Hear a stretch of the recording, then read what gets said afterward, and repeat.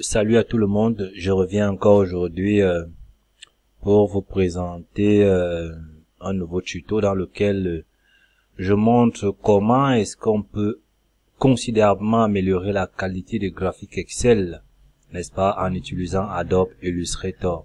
Parce que je me rends bien compte que plusieurs étudiants et même des chercheurs aguerris introduisent parfois dans leurs travaux de recherche des graphiques Excel, ce qui n'est pas du tout élégant. Donc, si vous vous rappelez d'un précédent tutoriel dans lequel j'avais montré comment est-ce qu'on peut analyser les données, les séries de données avec le logiciel Chronostat, on avait analysé les débits d'un bassin versant, n'est-ce pas, notamment ceux du mois du printemps. Vous allez bien reconnaître la série en question qui débutait en 1951, qui avait les croix en 89 et 97 et qui s'achevait en 2016. Donc voici le graphique généré. Donc vous voyez bien qu'il y a le gros là, c'était les périodes du printemps. Et là, ce sont les statistiques maximum, les taux de variation, et puis les moyennes des périodes homogènes, et puis les surplus par rapport à la moyenne interannuelle. Voilà la moyenne interannuelle. Vous allez voir qu'il y a deux périodes homogènes. Voici la première période, c'est la moyenne interannuelle qui est de 88. La voici ici. La première période homogène a 105 mètres cubes de moyenne. Là, voilà. Elle a un surplus de 29,6% par rapport à la moyenne. La deuxième période a 76 mètres cubes par seconde de moyenne. Elle a un déficit par rapport à la moyenne annuelle de 20,6. Donc voilà mon graphique que j'ai fini de configurer sur Excel. Il ne me manque plus, n'est-ce pas, qu'à le mettre. Je peux toujours le prendre comme ça, je le mets sur ma feuille Word, mais il n'est pas du tout élégant. Vous allez voir comment est-ce que ça peut mieux se faire. Vous voyez? Dans le cas d'un article, oui, ça peut aller, mais c'est pas trop ça. Donc, je reviens sur Excel. Je prends mon graphique, je le sélectionne, je copie. Et puis, je vais sur Illustrator. Je vais ouvrir une nouvelle feuille Illustrator. Je patiente qu'elle s'ouvre. Voilà.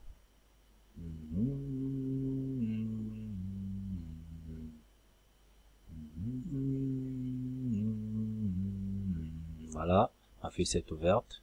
Et puis, dès que ma feuille s'ouvre, je colle mon graphique sur Illustrator. J'utilise cette flèche-ci, pas celle noire, la blanche, là, la flèche blanche. Je sélectionne mon graphique comme ça et puis je tire ce que j'ai sélectionné. Je supprime tout simplement. Vous voyez que le grand cadre blanc, le grand fond blanc là, il n'est plus là. Maintenant, je peux manipuler correctement mon graphique. Je commence par descendre l'écriture printemps. Je rapproche les valeurs de cette colonne. Et maintenant, je peux matérialiser ma rupture. Il me suffit de dessiner un trait. Je peux matérialiser ma date de rupture. Je dessine un trait. Voilà, je le mets en forme. Le plus souvent, il est mieux que la date de rupture soit en pointillé, mais je prends d'abord le soin, n'est-ce pas, de l'aligner correctement. Alignement vertical, ok, ouais. Maintenant, je vais la positionner exactement sur l'année de rupture. Vous voyez, si je zoome, elle est positionnée exactement sur 1973. Non, 73 c'est plutôt à côté. Voilà, c'est ici. 73. Non, c'est plutôt là. C'est là, 73, voilà. 1973, 74. Et puis, je peux la mettre en pointillé pour qu'elle soit un peu différente. Je mets 6. Je vais augmenter son épaisseur. Voilà, j'ai une date de rupture maintenant. Je peux même encore l'augmenter un peu pour qu'elle soit différente. Voilà, n'est-ce pas, des moyennes, des périodes homogènes. Et puis, maintenant, il me reste plus qu'à corriger ce problème. Vous voyez bien que cette ligne-là, elle est un peu décalée. Elle ne doit pas se voir. Voilà, je la ramène au niveau, n'est-ce pas, et puis, je la ligne aussi. Voilà. Elle ne se voit plus de toutes les manières. Elle est correctement alignée. Voilà. Maintenant, je peux même ajouter des indications, n'est-ce pas, supplémentaires sur mon graphique, question de l'améliorer. Je peux copier par exemple cette valeur-là pour faire du texte. Et puis, j'indique, je dis ça c'est la période excédentaire.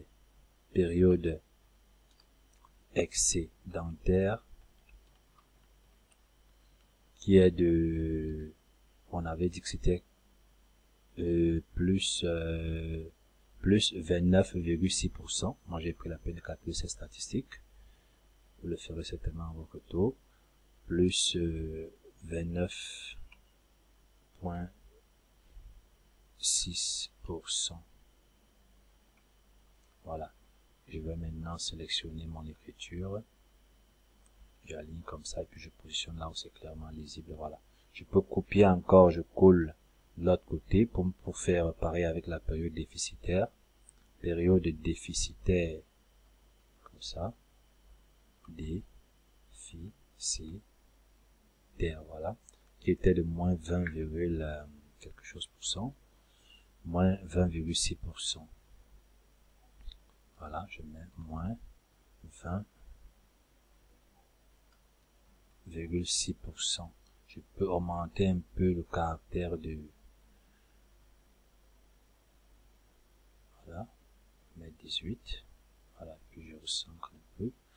Vous voyez que j'ai correctement mis en forme mon graphique. Il me manque plus, n'est-ce pas, qu'à positionner l'unité, n'est-ce pas, de la variable étudiée. Sinon, on ne saura pas de quoi est-ce qu'il s'agit. Là, je vais mettre Q pour dire que c'est le débit en Q en mètre caractère. Je vais, voilà, mètre cube.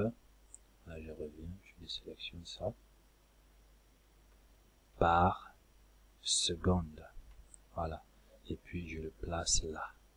Vous voyez que j'ai correctement redessiner un graphique Excel sans avoir besoin de venir le positionner, de commencer à placer les calques, dessiner, au risque même de faire des choses tordues qui ne correspondent pas parfois. Je prends tout simplement un graphique Excel, j'enlève, n'est-ce pas, ce fond blanc et puis je l'améliore et je peux l'utiliser dans mes travaux de recherche et voilà, faire une bien meilleure impression. Maintenant, il ne me reste plus qu'à l'enregistrer, fichier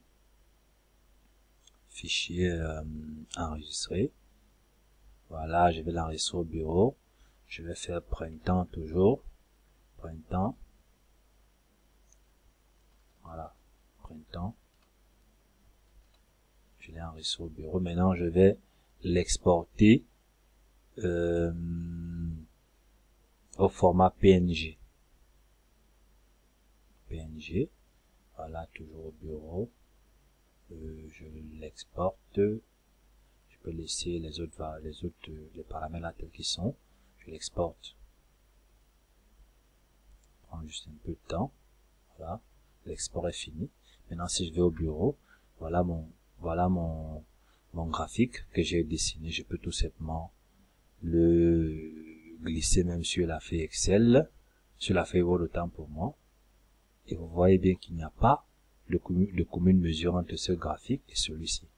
Vous voyez, ça c'est nettement meilleur et ça améliore la qualité de mes travaux, de mon travail. Voilà. C'était tout pour cette vidéo. Si vous avez aimé, n'oubliez pas de cocher sur d'activer la cloche de notification et bien sûr, n'est-ce pas, de vous abonner pour ne pas rater les prochaines vidéos, n'est-ce pas, dans lesquelles je présenterai encore beaucoup de choses importantes en hydroclimatologie, en cartographie et aussi sur d'autres logiciels. Merci.